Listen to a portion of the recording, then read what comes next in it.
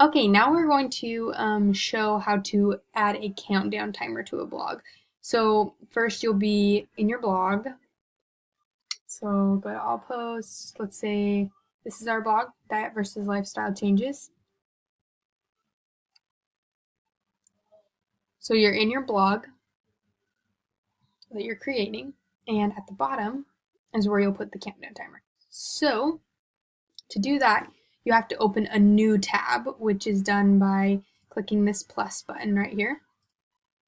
So plus, and then you'll go to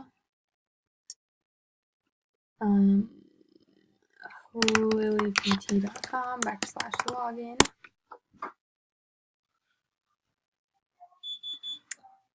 You get here, log in.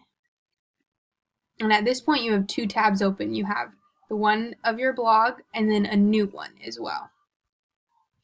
When you get to this new tab, you'll come over here to settings. And if you just want to hover your mouse over, you'll see all of these. And from there, you go to Evergreen Countdown. From there, you come in and press Add up here. And you can name it, so I just name it whatever the blog is. So this one was called Dieting and Lifestyle Changes.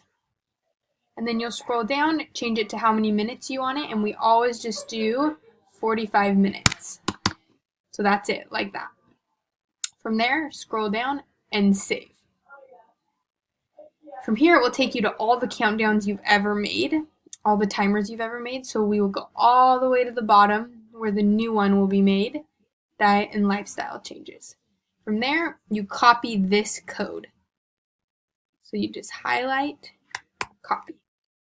From here, go back to your blog and paste it in your blog.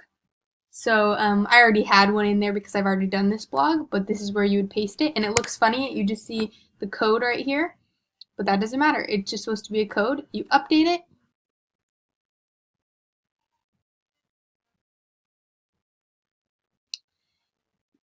Update, and a lot of times it gives you this, the link you followed has expired, and the reason it did that is because this one's still open, and you can't really have two tabs of the website open at once. So you'll come back, and since you've already copied this code, you can X out of that tab and get rid of it, and go back and say please try again. Go down to the bottom, paste it again. And like I said, I already had mine, but so I'll just leave it, but you would just repaste it, update again.